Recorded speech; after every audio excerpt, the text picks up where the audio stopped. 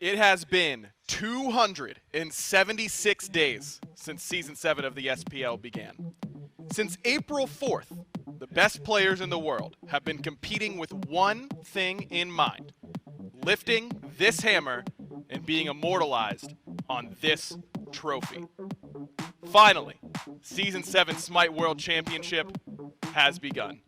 Hello everybody and welcome in. Ryan Agro Bailey joined by Gormizer and Dave Olson here in the brand new Hi-Res Production Studios, getting you ready for what is sure to be the best way we could possibly kick off 2021, the Smite World Championship. Can't wait to get it started. Picks and bans now right around the corner for Belt Slap and Renegades. These two teams kicking off our SWC week. Let's get into it.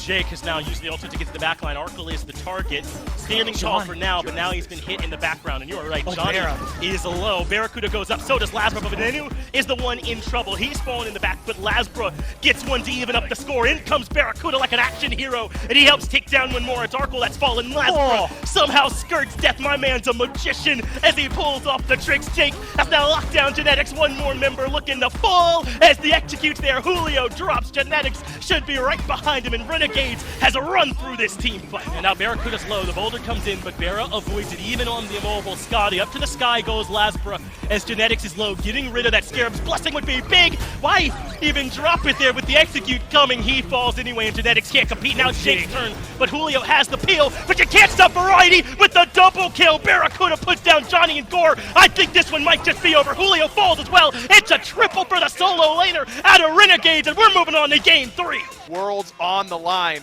here for Belt Slap. Can Renegades complete the sweep to kick us off here in Season 7?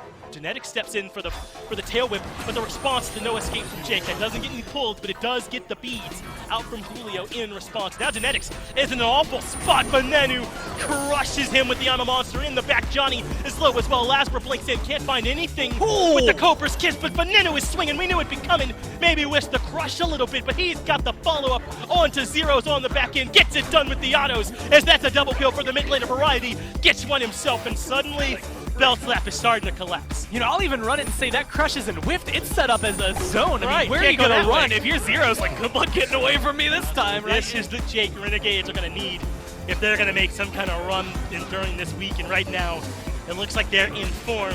Maybe not to beat everyone, but certainly to go pretty well here throughout this week. In the backline, though, a little bit of trouble for Zeros. And when I say a little bit, I mean a lot. He is in a bad spot. Lasbra should complete that. They brought Variety back. They do end up losing Venenu, but Lasbra gets one more to shut down. That ends up coming as Genetics finally puts Venenu down, but Barracuda gets rid of Arkle. It's a 3-for-1, and Julio is very low as well. There's the chase coming through as Lasbra completes one more. And Gore, that might be enough for Renegades to put this one down. Well, it is time. You shall obey versus Vamos Sanguine, game number 1. And there's so many good targets for it. Sino is going to be a huge target. Whoa, inbound, taking low. Oh, look at the wall from Wrong You. First blood on over to Sanguine. The writing has been on the wall since the onset of this lane, 3 minutes in. This is going to be some fun to watch. Obey Alliance have shown, if nothing else, regardless of the outcome, they're not going to let this one go quietly. Full on engage. It's in onto Yarkor. Thorns waiting on the other side. He won't use him just yet. He'll salmon leap his way away. Look at the redive from Obey Alliance. Down goes Yarkor, but grabs of death from the back line. That'll set things up well for Netrioid.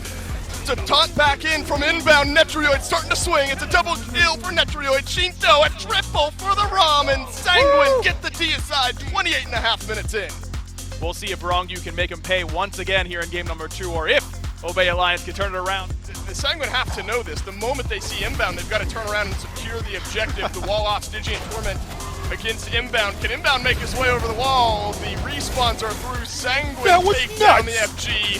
So close. What a play from Wrongyu and Yarkor. Way to go, Sanguine. You bought yourself enough time. In the meantime, Sanguine still all 5, still with the FG buff. Down goes Wowie. They smell blood in the water. The Titans under attack. Sanguine disapparate the Obey Alliance roster. Sanguine win game 2. Sino, he's found the engage, but it's on to Wrongyu, who's down at half HP. Life of the party pulls in one. Wolfie gets the first kill, but Netrioid now has the second. Down goes Ducky. Here comes Sanguine storming back into the Obey Alliance base. Shinto rampaging through the game. You can feel the life force draining from Obey Alliance. Sanguine, they've got a little bit more gas in the tank. Phantom will clean up Wolfie. The up-down is slowed down by Inbound, who's able to find one, but Sanguine still strong. Sanguine have the health bar, Sanguine have the win, and Sanguine are moving on. As today, we had 2 3-0s in the placements around Renegades, 3-0 belt slap, and Sanguine now taking care of Obey. From all of us here at the High Res Production Studios, thanks so much for watching. We'll see you tomorrow for SWC.